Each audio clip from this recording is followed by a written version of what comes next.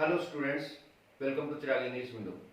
आज की क्लास में हम जैक फिन्नी के द्वारा लिखे गए लेसन द थर्ड लेसन जो विस्टास बुक का फर्स्ट चैप्टर है उसका लॉन्ग क्वेश्चन करेंगे।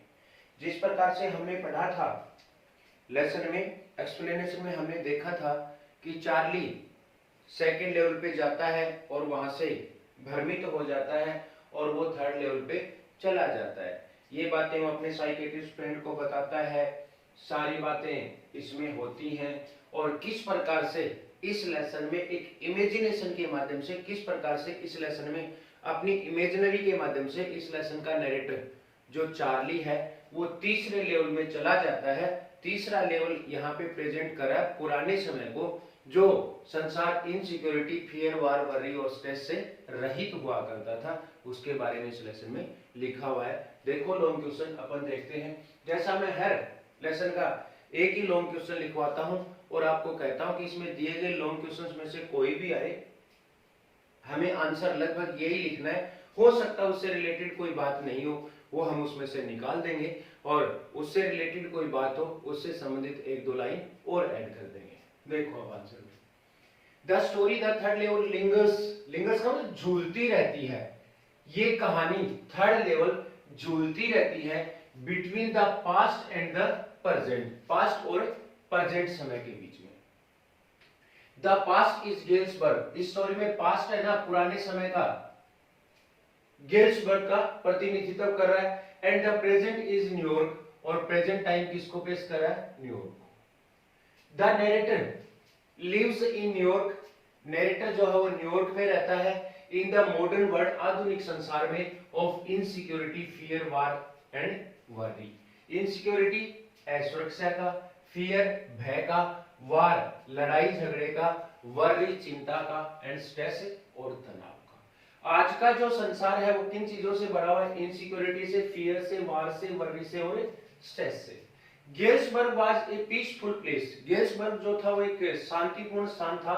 Where Charlie spent his childhood, जहां पर चार्ली ने अपना चाइल्डहुड बिताया था।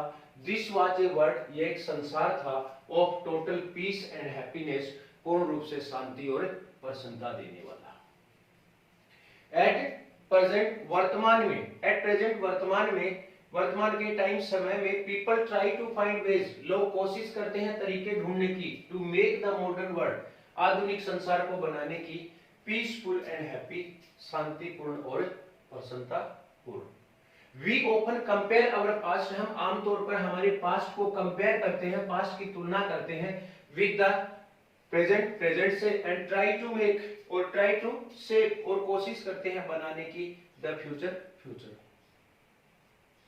The present story reminds us Jayant Narlikar's adventure, हमें वर्तमान स्टोरी जो है वो याद दिलाती है जेंट नार्लिकर के एडवेंचर नामक स्टोरी की, जो हमने पिछले साल पढ़ी थी प्रोफेसर गोइटोंडे की हॉर्नबिल में। Both the stories make us forget, दोनों ही कहानियां हमें भुला देती हैं रियलिटी, वास्तविकता को। दोनों ही कहानियों में हम वास्तविकता से दूर चले जाते हैं। इसमें थर्ड लेवल में चले जाते हैं, मींस पुराने समय में चले जाते हैं, और एडवेंचर में भी किस प्रकार से मराठा उस युद्ध में जीत गए थे जबकि उनकी हार हुई थी। बट अल्टीमेटली, परंतु अंततः, वी हैव टू कम, हमें आना पड़ता है, बैक, वापस, टू द रियल वर्ल्ड, वास्तविक संसार में, परंतु अंततः हम वास्तविक संसार में ही वापस आते हैं।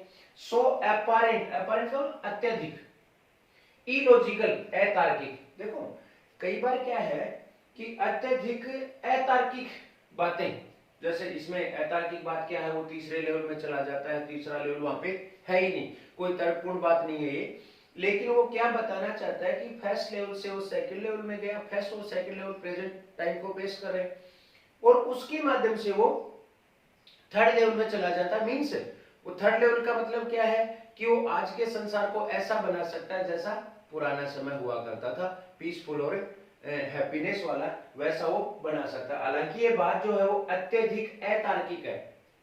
समटाइम्स, कई बार अत्यधिक अतार्किक बातें टर्न्स आउट, बदल जाती हैं, टू बी फ्यूचरिस्टिक, फ्यूचरिस्टिक, भविष्य के प्रोजेक्शन, खाके के रूप में, डिजाइन के रूप में, निर्माण के रूप में। कई बार अत्यधिक अतार्किक बातें है ना, वो भविष्य का अच्छा रूप तैयार कर देती हैं।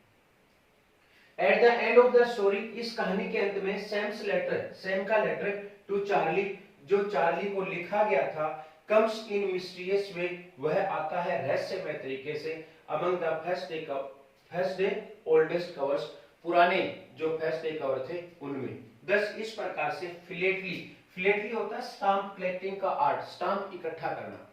इस प्रकार से फिलेटली स्टाम्प इकट्ठा करने का काम हेल्प सहायता करता है टू कीप द पास्ट को रखने के लिए अलाइव, जीवित, एंड फ्रेश और ताजा इन आवर मेमोरी, हमारी याददाश्त। ये इस लेसन का लॉन्ग क्वेश्चन था।